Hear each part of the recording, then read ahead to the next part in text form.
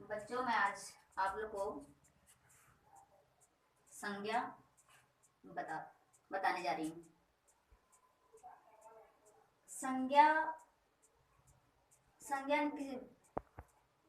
संज्ञा हम नाम को ही संज्ञा कहते हैं। संज्ञा का अर्थ क्या हुआ? नाम। तो इसका परिभाषा हो गया, संज्ञा किसी व्यक्ति, वस्तु, स्थान, भाव आदि नाम को हम संज्ञा कहते हैं। यानी कि किसी व्यक्ति का नाम, किसी वस्तु का नाम, किसी जगह का नाम और भाव, जिससे हो गया लड़कपन, बचपन, बुढ़ापा, इस प्रकार से आए हुए शब्दों को हम संज्ञा के नाम से जानते हैं, अर्थात संज्ञा कहते हैं। तो संज्ञा के कितने भेद होते हैं? 5 भेद होते हैं। संज्ञा के 5 भेद होते हैं। पहला है व्यक्तिवाचक संज्ञा, जातिवाचक संज्ञा और समूहवाचक संज्ञा, द्रव्यवाचक संज्ञा, भाववाचक संज्ञा। संज्ञा जो है, संज्ञा को इंग्लिश में हम नाउन भी कहते हैं और इंग्लिश में भी संज्ञा के 5 भेद होते हैं। जिस प्रकार से हिंदी में 5 भेद होते हैं, उस प्रकार से इंग्लिश में भी 5 भी भेद होते हैं। तो आइए अब हम आप लोग को बताएंगे कि व्यक्तिवाचक संज्ञा किसे कहते हैं, जातिवाचक संज्ञा किसे कहते हैं, द्रव्यवाचक संज्ञा किसे कहते हैं और भाववाचक संज्ञा किसे कहते हैं।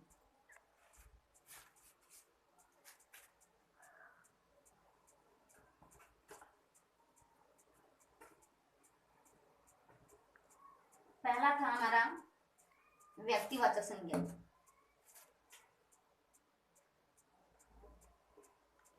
व्यक्तिवाचक संज्ञा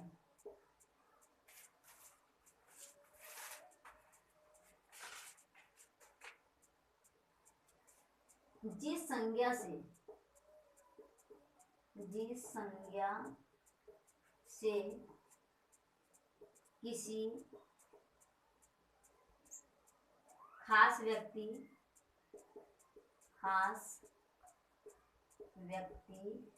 या वस्तु, जगह का बोध हो उसे व्यक्तिवाचक संज्ञा कहते हैं।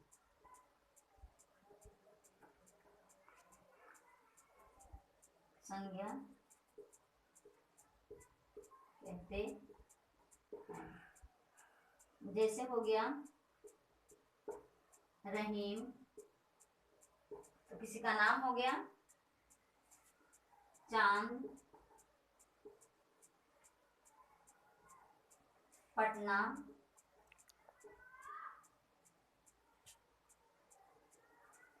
राम आदि। ये पहला हो गया। दूसरा है जातिवाचक संज्ञा। दूसरा क्या है? जातिवाचक संज्ञा। अब हम कहेंगे कि जातिवाचक संज्ञा किसे कहते हैं। और इसमें संज्ञा में एक चीज और है कि संज्ञा में रंगों का नाम नहीं आता है। भले वो किसी वस्तु का नाम है, लेकिन रंगों का नाम संज्ञा में नहीं आता है। अब हमारा जातिवाचक संज्ञा है जिस संज्ञा से प्राणी या वस्तु की, जिस संज्ञा से प्राणी या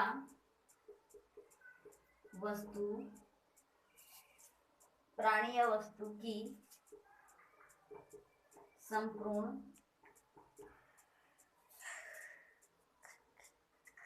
जाति का बोध हो, संपूर्ण जाति का बोध हो उसे जातिवाचक संज्ञा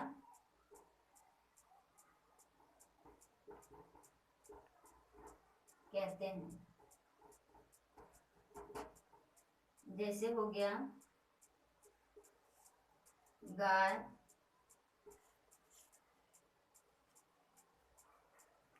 औरत, पक्षी, फूल, पत्र,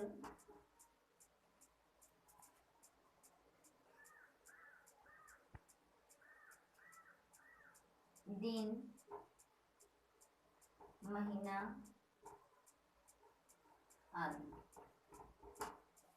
तो ये हमारे क्या हो गए, जातिवाचक संज्ञा हो गए। ये क्या हुए, जातिवाचक संज्ञा। अब आपको कौन कौन से बच गया है, समूह का और द्रववाचक और भाववाचक।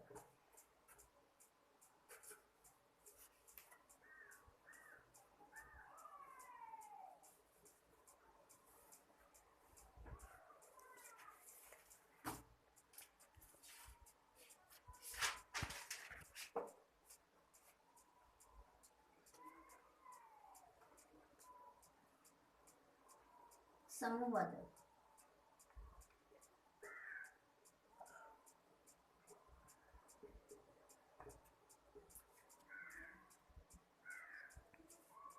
इससे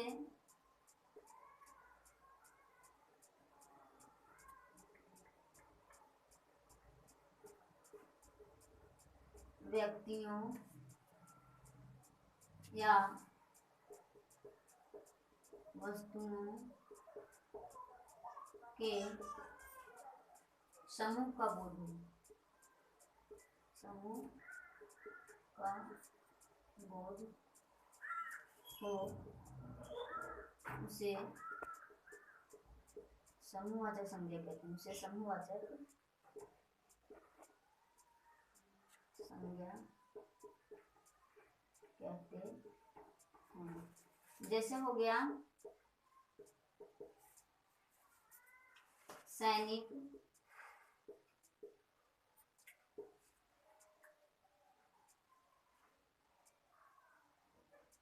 वर्ग,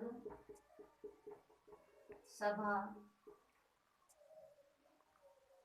परिवार,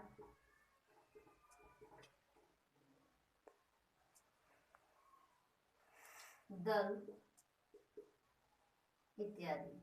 ये हमारे क्या हो गए, समूह। क्योंकि सैनिक जो है कभी अकेले नहीं होते हैं, बल्कि समूह में होते हैं। वर्ग में भी क्या किसी एक से वर्ग नहीं बनता, बल्कि बहुत सारे, उसमें उस वर्ग में बहुत सारे बच्चे पढ़ते हैं।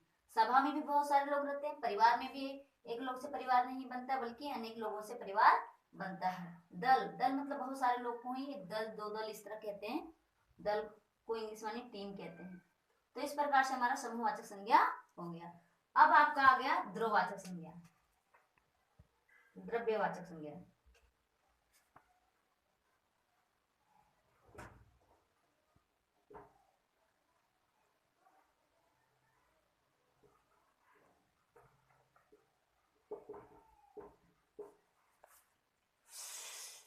जिस संज्ञा से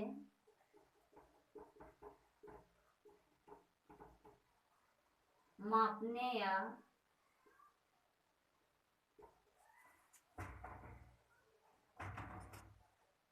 तोलने वाली वस्तु का बोध हो, मापने या तोलने वाली वस्तु का बोध हो,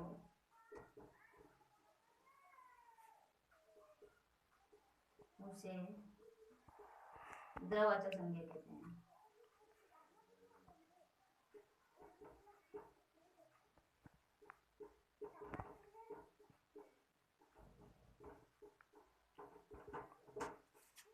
जैसे हो गया चीनी, नमक,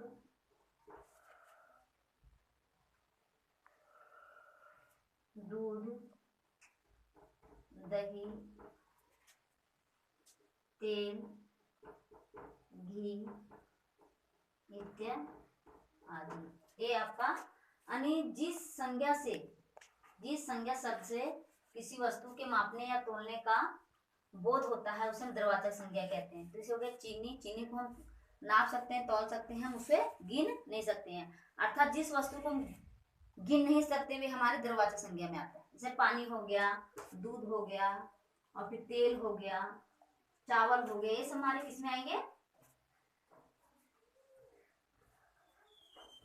द्रव्यवाचक संज्ञा में। अब आपका पांचवा बच गया है, पांचवा जो है आपका वो है भाववाचक संज्ञा। पांचवा है भाववाचक संज्ञा।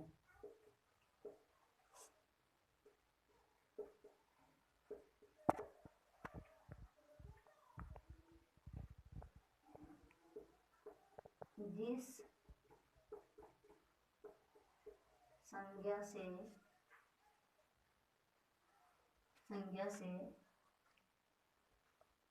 व्यक्ति या वस्तु के गुण या धर्म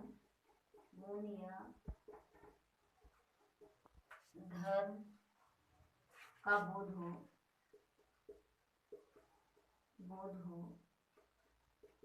उसे भाववाचक संज्ञा कहते हैं। उसे भाववाचक संज्ञा कहते हैं। और इसमें क्या है कि जिस संज्ञा से व्यक्ति या वस्तु के गुण या धर्म का बोध हो उसे हम क्या कहेंगे? भाववाचक संज्ञा कहेंगे। जैसे में हो गया आपका, जैसे हो गया पढ़ाई, बचपन, अच्छाई, मिठास,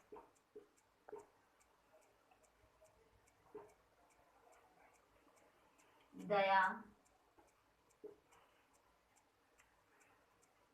भूगोल,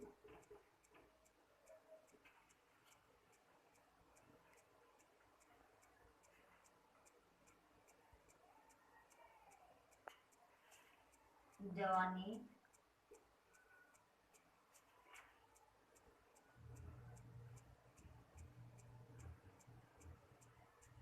मूर्खता आदि। यानी इसमें जो है हमारा भाववाचक संज्ञा, जिस संज्ञा से व्यक्ति या वस्तु के गुण धर्म का बोध हो उसे हम भाववाचक संज्ञा कहते हैं। जैसे हम कहते हैं उसकी पढ़ाई अच्छी है या तो वह पढ़ाई कर रहा है, तो पढ़ाई क्या है? उस व्यक्ति के क्या है? गुण को दर्शा रहा है। बचपन या उसका बचपन के बारे में भाव बता रहा है। अच्छाई, मिठास, दया, भूगोल, जवानी, मूर्खता आदि, ये सब हमारे क्या है? भाववाचक संज्ञा है। ये सब शब्द यानी कि अब हम आप लोग को अगले दिन बताऊंगी कि हम कुछ संज्ञा का यानी कुछ शब्द देंगे जिसमें आप लोग को बताना होगा कि भाववाचक संज्ञा कौन से हैं, द्रव्यवाचक संज्ञा कौन से हैं और फिर व्यक्तिवाचक संज्ञा कौन से हैं। इस प्रकार से यानी पांचों संज्ञा का हम कुछ शब्द देंगे और जिसमें से आप लोग को बताना है। तो इसलिए आप लोग इस जितने भी आज हम संज्ञा के बारे में बताए हैं, संज्ञा किसे कहते हैं, संज्ञा कितने भेद होते हैं और संज्ञा के सभी भेदों को भी मैंने परिभाषा बताई। तो मैं आशा करती हूँ कि आप लोग इसे गहनतापूर्वक ग्रहण करेंगे और इसे आप लोग अपने नोटबुक में उतारेंगे भी। बाकी के अगले दिन मैं बताऊंगी।